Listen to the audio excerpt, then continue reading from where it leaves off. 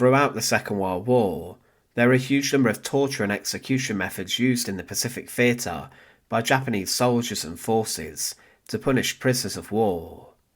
The Japanese were known for some of the most barbaric war crimes in history, and it's believed in the conflicts in Asia that around 14 million civilians died. Marches such as the Bataan Death March subjected prisoners of war to harrowing treatment, but one of the most shocking accusations against the Japanese during World War II was that they subjected civilians and prisoners of war to what was known as bamboo torture, a method which someone would be strapped down and secured above bamboo shoots, which would then grow very quickly, leading to a victim being impaled. But would this work, and did this actually happen during World War II? Welcome to the Fortress.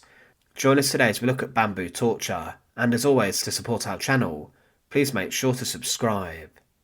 The Japanese would, throughout the war, inflict different torture methods onto prisoners.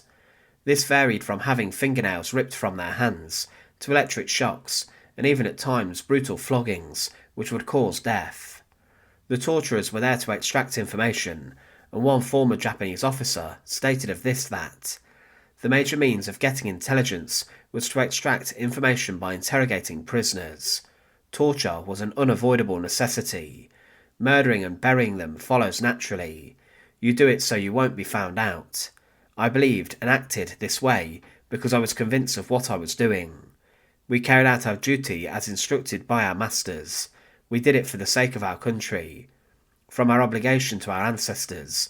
On the battlefield, we never really considered the Chinese humans. When you're winning, the losers look really miserable.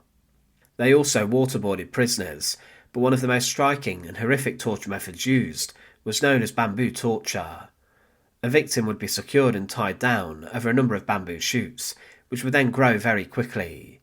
Bamboo as a plant can grow extremely quickly, and when it grows the stems and shoots are very sharp, and the aim of this torture was for the victim to hand over information before the bamboo then grew and then impaled the victim.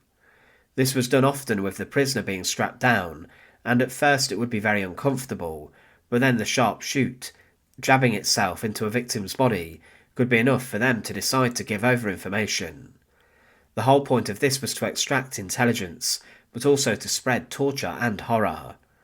It was claimed that tales were told by surviving prisoners and soldiers who found the mutilated bodies of their lost comrades, how the Japanese placed bamboo shoots under the tied down Allied soldiers. The bamboo shoots are rapidly growing, even so it might take a few days for a prisoner to finally die from the sharpened bamboo tips that pierce their body bit by painful slowly bit. The bamboo at times would grow right through the torso, it's believed, and it could rise to a height of around 10 feet, but this would of course also be an execution method. An episode of the popular TV show Mythbusters even looked at this, and what they found was that bamboo was capable of entering a human body and penetrating it over the course of just 3 days. Soldiers did report finding the mutilated corpses of Allied soldiers, which were said to have been subjected to this torture and treatment, but there is little documentary evidence out there specifically relating to bamboo torture. But from what we know about the brutality of some Japanese soldiers during World War II, then it's more than likely that they could have done this and subjected many prisoners to this torture and treatment. Thanks for watching. To support our channel, please make sure to subscribe, and once again, thank you so much for watching.